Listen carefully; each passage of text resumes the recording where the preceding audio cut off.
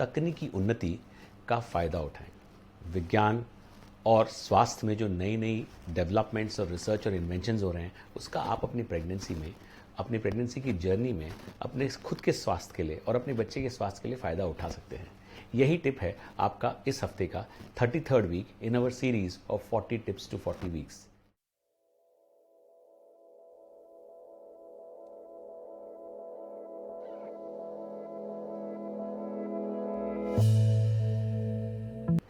हाय, मैं हूं डॉक्टर मुकेश गुप्ता, स्त्री रोग विशेषज्ञ, लेनेस्ट मलाड, मुंबई से।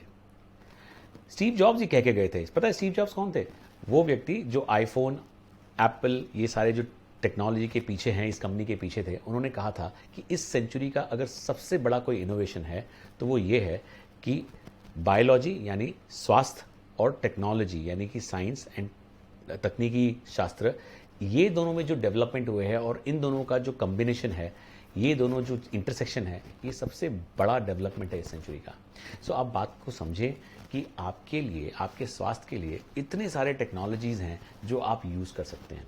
फॉर एग्जाम्पल, जो नई नई सोनोग्राफी की मशीन्स आ गई हैं जिसमें हम चेक कर सकते हैं कि आपका स्वास्थ्य ठीक है कि नहीं है। It becomes very easy for us to predict कि आगे जाके बच्चे में कोई तकलीफ हो सकती है या नहीं, बच्चे को ब्लड फ्लो बराबर जा रहा है या नहीं।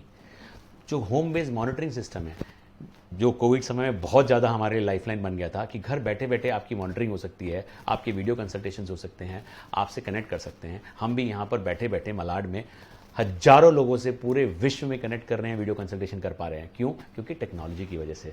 सो अगर घर में कोई डाउट आता है हमारे पेशेंट को या कुछ इशू है, सो हॉस्पिटल तक दौड़ने की जगह वो वीडियो कंसल्टेशन बुक करके पूछ पा रहे हैं कि हमें कोई एमरजेंसी की ज़रूरत है, आने की ज़रूरत है, या it's okay. Another thing is कि क्या बच्चे की धड़कन ठीक है या नहीं। ये जो टेक्नोलॉजी है, घर बैठे बैठे आजकल एक डिवाइस आ गया है जो आप यूज़ कर सकते हैं, जिससे हमें हमारे हॉस्पिटल में आपके डिवाइस से मैसेज हमारे ऐप पे आ जाता है आपके मोबाइल द्वारा, जो हमें बता देता है कि बच्चे की धड़कन ठीक है या नहीं है। It is such a big technology. नहीं तो पहले ऐसा होता था, अरे मेरा बच्चा ठीक है कि नहीं, पता नहीं ठीक है कि नहीं, पता नहीं ठीक है नहीं। ये खौफ हमें बहुत परेशान करता था। अब ये तकलीफ नहीं होती क्योंकि अभी मॉनिटरिंग हो सकती है। आपके शहर में ये डिवाइस मिलता है या नहीं मिलता है, आप हमें लिखिए, हम आपको मदद करेंगे पता लगाने के लिए कि आपके यहाँ पॉसिबल है कि नहीं पहुँचना। इसके अलावा जो नई तकनीक है वो केवल आपके मॉनिटरिंग और स्वास्थ्य के लिए नहीं, बट आपके जो डे टू डे सेफ्टी है उसके लिए भी बहुत ज़रूरी है। लाइक फॉर एग्जाम्पल, आधी रात को जब आप उठते हैं, चाहे वो पेशाब करने के लिए उठें या बच्चे को दूध पिलाने के लिए उठें, तो आप जब उठते हैं, लाइट चालू करना नहीं करना, ये सब तकलीफों को सॉल्व करने के लिए छोटा सा मोशन सेंसर डिवाइस आप अपने बेड के नीचे लगा सकते हैं। जैसे ही आपने पैर जमीन पर रखा और छोटी सी नाइट की बत्ती चालू हो गई तो उजाला आ गया, जिससे कि आपको एकदम से अंधेरे के अंदर चलना ना पड़े।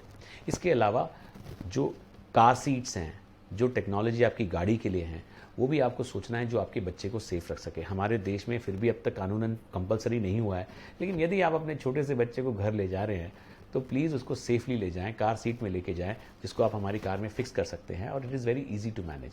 इस प्रकार से और भी बहुत सारे वैज्ञानिक नए नए डेवलपमेंट्स हुए हैं। उसमें से एक सबसे अहमियत रखता है, जो सबसे ज़्यादा पॉपुलरली सब बात करते हैं, वो है स्टेम सेल्स।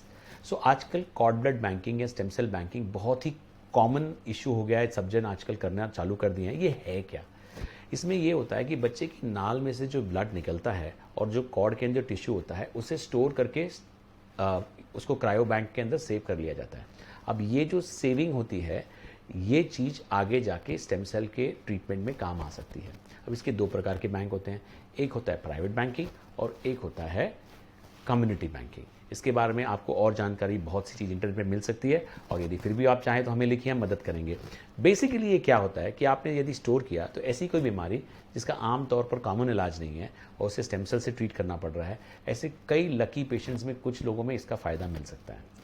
कम्युनिटी बैंकिंग का एडवांटेज ये है कि केवल बच्चा ही नहीं बल्कि बच्चे का सिबलिंग यानी कि उसके भाई या बहन, पेरेंट्स यानी आप या आपके पार्टनर, ग्रैंड पेरेंट्स मतलब दादा दादी नाना नानी, उन लोगों को भी उसका एक्सेस स्टेम सेल का कम्युनिटी बैंकिंग का मिल सकता है। तो ये एक एडवांटेज है उसका, जो आप फ़ायदा उठा सकते हैं। इसके बारे में आप किसी भी अच्छी कंपनी से कनेक्ट करिए और उनसे आप प्रेजेंटेशन लीजिए और समझिए कि क्या साइंस है। ये बात तो पक्की है कि जो आप स्टेम सेल्स हैं उसको स्टोर अच्छे से रख सकते हैं। क्या वो आपको यूज़ आएगा, क्या जब यूज़ करेंगे तो उसका शरीर को फ़ायदा मिलेगा, ये साइंस और टेक्नोलॉजी अभी भी काफ़ी हद तक डेवलप हो रही है।